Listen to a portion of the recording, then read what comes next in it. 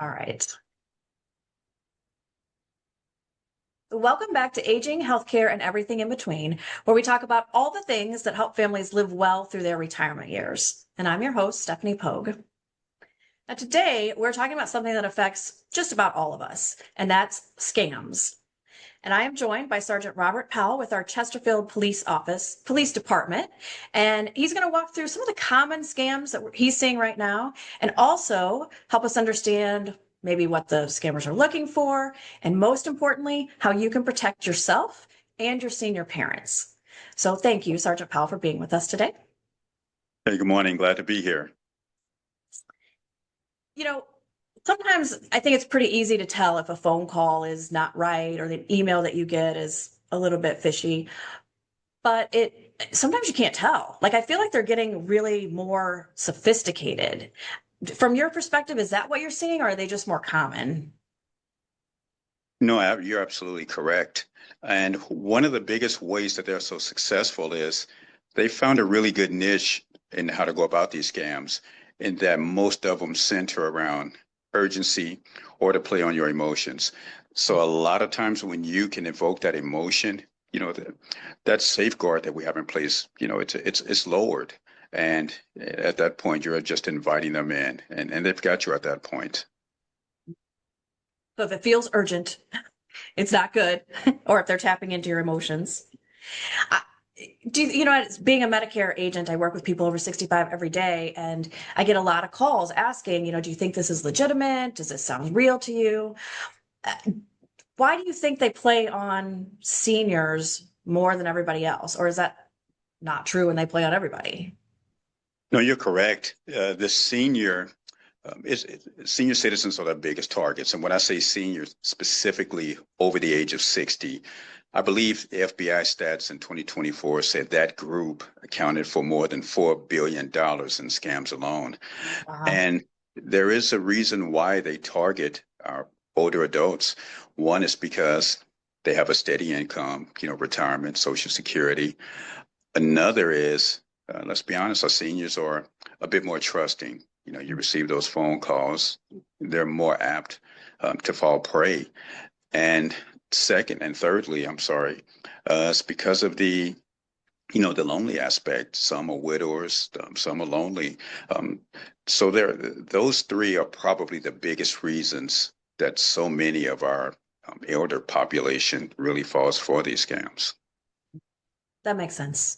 And they come from a generation that you trusted your neighbor. These people weren't doing this. Correct. So tell me, let's start with the phone scams. What are the most common things that you're seeing right now? Well, the phone scams, a lot of them still center around the IRS scams. You owe, an exorbitant amount of money. The warrants scam, this police department, you owe X amount of dollars. Otherwise, there will be a warrant out for your arrest. And also the grandchild scam. Your grandson, your granddaughter's locked up. We need X amount of dollars to release them.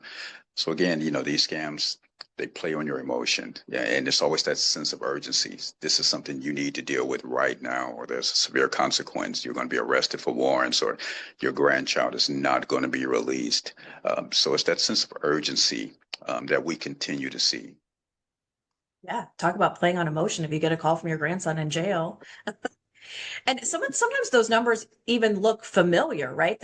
It doesn't come up as a scam number. It's somebody you know, right? How does that work? Yeah, that is true. It'll pop up, and we all know that there's a lot of different ways. There's a lot of different apps where you can disguise a number.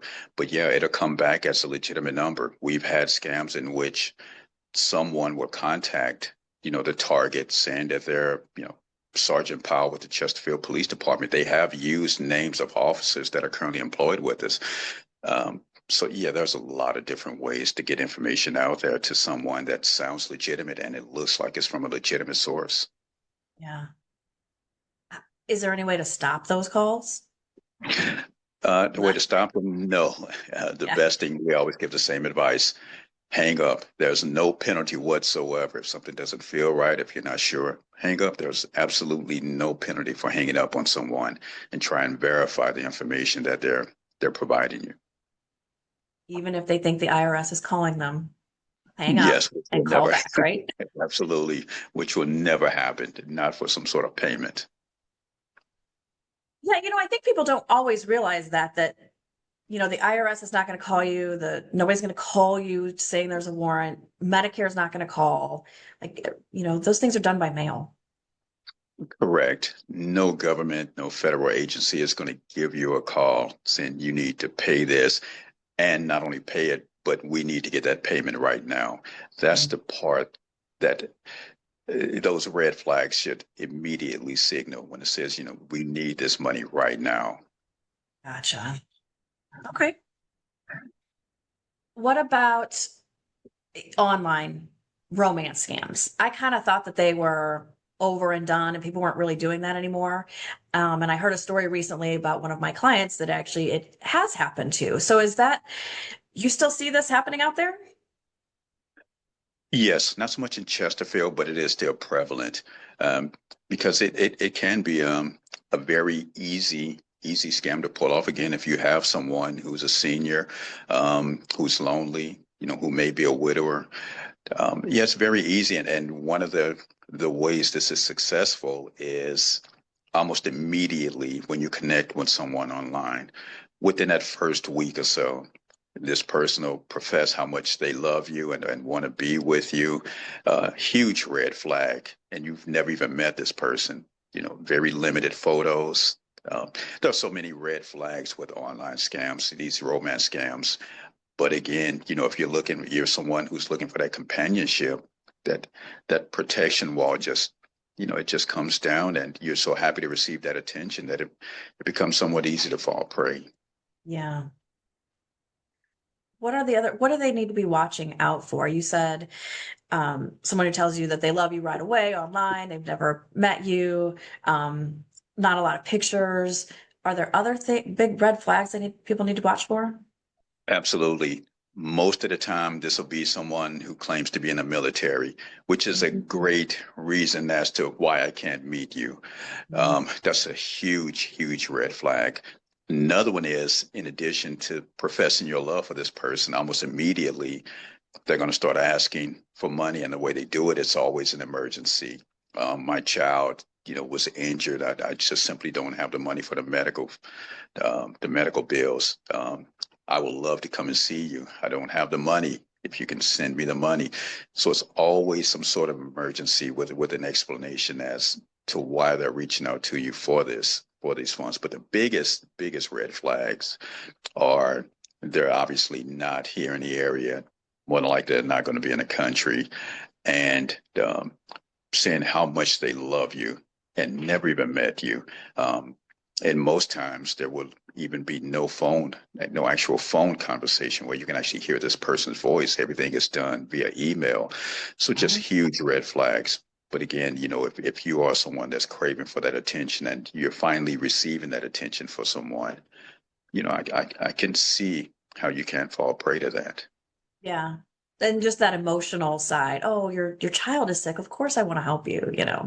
Absolutely. And again, it goes back to what you said about seniors being more trusting because they were raised in an era, where you didn't have these sort of issues. Yeah. Yep. Now, one of the switching gears just a little bit, one of the calls I get all the time from my current clients or people who are working with me is what I call the Medicare scam. Someone is calling, they're offering you free medical equipment or free genetic testing, whatever it might be. And what they're saying is, we just need your Medicare number and we'll bill Medicare and your insurance company, and you don't have to worry about any of that.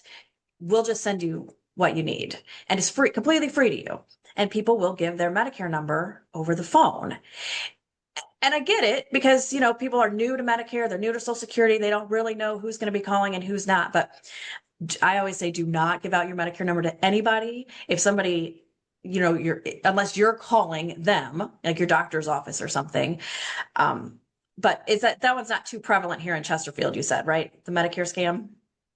Correct. I'm not familiar with that going on here yet, but you gave us some excellent safeguards. It's different if you're calling, that provider as opposed to someone calling you. And when they throw out that magic word of free, Well, yeah, that should be all sorts of signals that's popping up through your mind. There's nothing that's free. And giving out any information that can be tied specifically to you, member ID numbers, things like that. Yeah, absolutely. Never provide that information. Are there any other scams that are out there that we need to be aware of, or something that really surprised you when you heard it? Surprising. I think there's another one that's still it's kind of lost a little bit of steam. It's the lottery or the sweepstakes scams. You get the call or saying, congratulations, you won this. But in order for us to release these funds to you, you need to provide us with, this fee. And the only way, we can accept those fees is through gift cards. So that's another one. It's lost a little bit of steam, but the whole lottery sweepstakes scam is still out there. Yeah. And again, from that generation, they had Publishers Clearinghouse and all those things, and they could have gotten those calls, right? But Right. no. Yeah. The flag is, if I've won all this money, then why do I need to pay you a fee? Just take it out of my winnings and send me the rest. Exactly. So these things kind of sound scary, right? Like, how do we protect ourselves? Like, what are the basic rules we need to follow?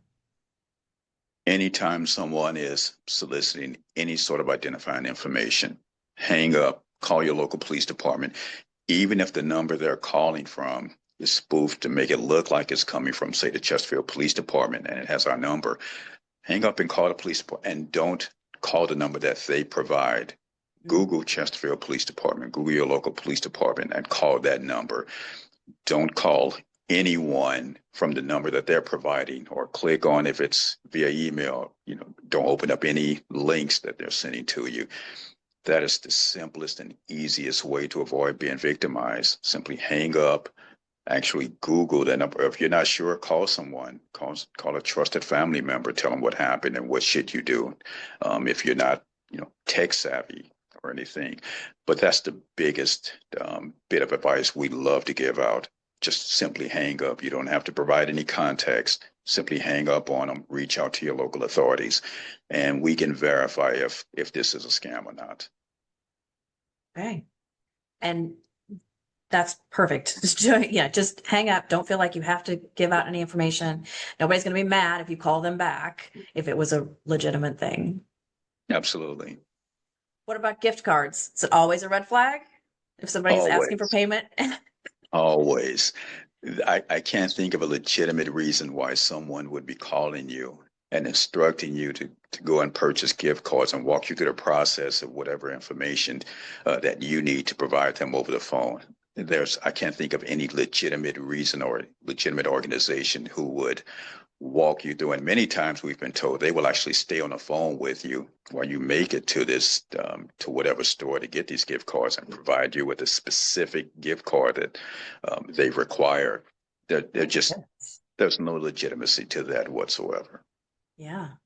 Even when you're trying to buy things on Facebook Marketplace or, wherever you find, you want to buy stuff, people in their 30s and 40s have fallen for that too. It's hard to tell a scam, but gift cards, don't pay with gift cards. We got that. No, absolutely not. Okay. Is there anything, if people are getting emails, sometimes they seem legitimate too. Is there anything you need to watch out for with emails? Look at those email addresses carefully, because what they would do, they would take one character and either change or omit that character, which we all know completely changes the email. And we've actually seen businesses fall prey to this. Your email may be StephaniePogue1, .com, and it will be Stephanie Pogue, Pogu1, leaving off the E at the end of your name, and that completely changes the email. So you have to look at those very, very carefully. We've seen a couple with Amazon. People thought that they were receiving emails from Amazon, but what they did is they would say, let's just say management@amazon.com. It would be management at MAZON. So there would not be that A at Amazon. So you really have to look at those emails closely, especially if it's going to be something that provides a link for you to click on, or again, it's someone who's asking for some sort of information or payment, you really have to pay attention to that entire email address. Don't click on the links either, right? Don't click on any links. Once you click on that link, and you've just opened up your computer for everything. And what are they looking for? So it's not always just money they're looking for. They're looking for access to.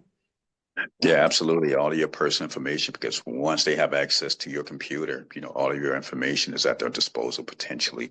So it's just gaining more information about you, financial information, everything. You basically have opened up your computer. You've opened up yourself to that person.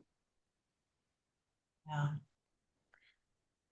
What about online shopping? Is it the same? Just watch Yeah, very closely.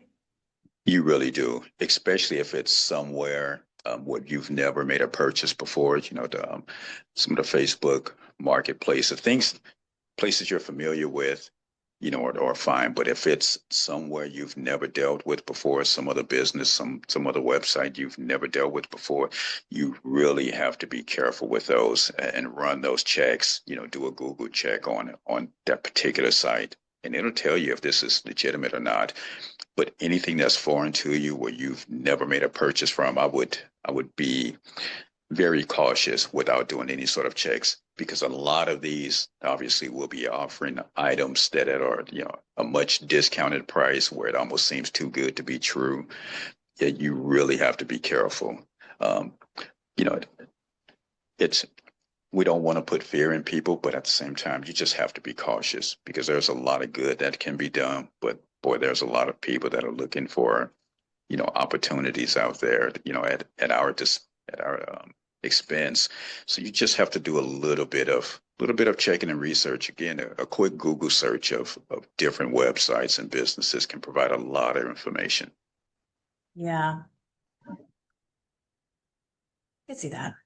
And I think what I was thinking about are some of my senior clients who aren't really tech savvy, and they may not think to Google something. They would just purchase it. So I think this is good information. Just flip over, check it out first, and then go back to your purchase if it seems okay. Yeah, absolutely. I do it all the time when I look for something online. If it's, a different company I'm not familiar with, I just do a quick Google search of it.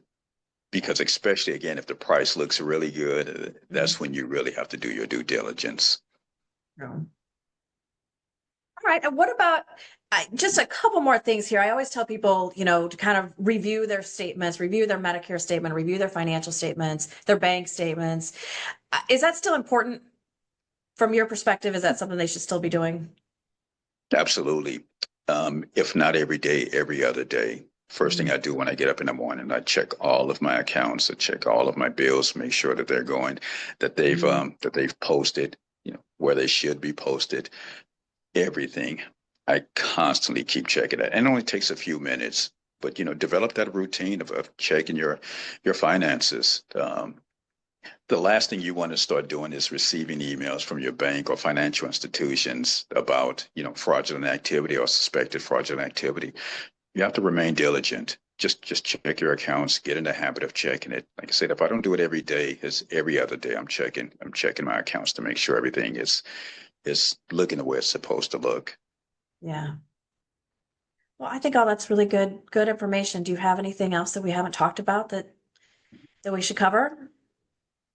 Um, I would also like to say, when our seniors are out shopping, one of the things that I've also started doing is, let's say I'm going to, Famous and Bar or Sticks, Bear and Fuller. I'm sure your clients are familiar with those businesses. I always make sure before I go into the store, if I'm going to use that department store's card, that department store's card is first up in my credit card wallet. I never want to be at the checkout fishing through my wallet or whatever you may have looking for payment, because there are, again, people that are targeting our senior citizens, our seniors, our residents here. So just try to limit yourself from becoming a potential target. Know where you're going, and when you get there, that method of payment, kind of have that as to once you're at the counter, you can produce that method of payment quickly, and so people aren't standing by, watching what you have inside of your wallet. So things like that, you have to be more aware of your surroundings these days, whether it's online or when you're out about in public. Yeah, that's really good advice. I remember going to the store with my aunt one day, and she just, when she got to the checkout, she just opened up her purse and she had cash and she had credit cards and just everything was all out kind of on her lap. That's not safe. So having that method of payment right there ready for you to go is important. And also, I see people still, I'm in the grocery store and they leave their purses in the cart and they walk away. Oh, makes me nervous for them. Yeah, and that's one, that's not only our senior population, but our young population as well. Yeah, that's still a common occurrence. Leaving that purse, leaving that wallet inside your cart, never a good idea. Yeah, I agree. And like you said before, there's scams out there, there's bad people out there, but there's also a lot of good people out there. And it doesn't mean that we have to be victims to any of this. We just have to be aware, right? Know the red flags. Don't react right away. Hanging up is okay.